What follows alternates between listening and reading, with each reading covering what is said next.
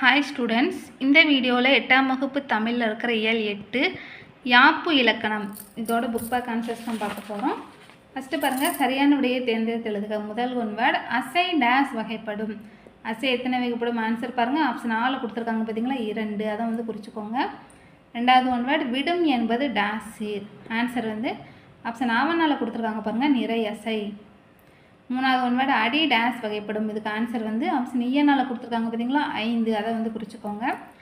நாலாவது one word முதல் எழுத்து ஒன்றி வர தொடுப்பது டேஸ். ஆன்சர் வந்து ஆப்ஷன் ஈயனால் கொடுத்துருக்காங்க பாருங்கள், மோனை.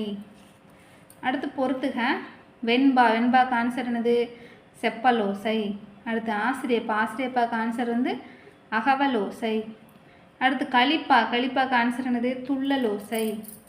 லாஸ்ட் ஒன் வந்து வஞ்சிப்பா, வஞ்சிப்பாக்கு ஆன்சர் வந்து தூங்கலோசை. 3142. அடுத்து சிறுவினா முதல் கேள்வி, இருவகை அசைகளையும் விளக்குக. இதற்கான ஆன்சர் பேஜ் நம்பர் 182 எடுத்துக்கோங்க. பேஜ் நம்பர் 182ல் அசைன்னு ஹெட்டிங் கொடுத்துருக்காங்க பார்த்தீங்களா, அதில் ஃபஸ்ட்டு வரிப்பாங்க.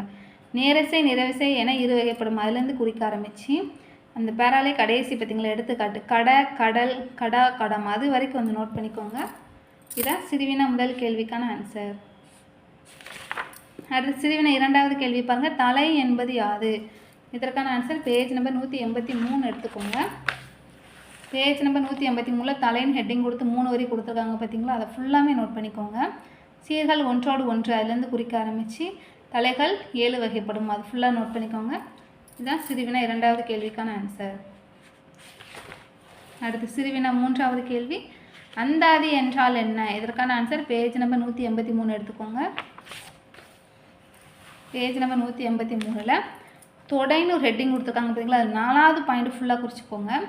ஒரு பாடலின் இறுதி சீர் அல்லது அதுலேருந்து குறிக்க ஆரம்பித்து அது கடைசி வரி பாருங்க, அல்லது அடியின் முதலில் வருமாறு பாடப்படுவது அந்தாதி தொடை. அந்த 2 வரி மட்டும் நோட் பண்ணிக்கோங்க. இதான் சிறுவினா மூணாவது கேள்விக்கான ஆன்சர். அடுத்து சிறுவினா நாலாவது கேள்வி, பா எத்தனை வகைப்படும்? அவை யாவை? இதற்கான ஆன்சரும் பேஜ் நம்பர் 183 எடுங்க. பேஜ் நம்பர் 183ல் பாவைகள் ஹெட்டிங் கொடுத்துருக்காங்க பார்த்தீங்களா, அதில் ஃபஸ்ட்டு வரி மட்டும் குறிச்சிக்கோங்க. பா 4 வகைப்படும். அவை வெண்பா, ஆசிரியப்பா, களிப்பா, வஞ்சிப்பா. அந்த ஒரு வரி ஃபுல்லாமே நோட் பண்ணிக்கோங்க. இதான் சிறுவினா நாலாவது கேள்விக்கான ஆன்சர். இதோட இலக்கணம் ஃபுல்லாக கம்ப்ளீட் பண்ணியாச்சு. அடுத்த வீடியோவில் அடுத்தது பார்க்கலாம். தேங்க்யூ.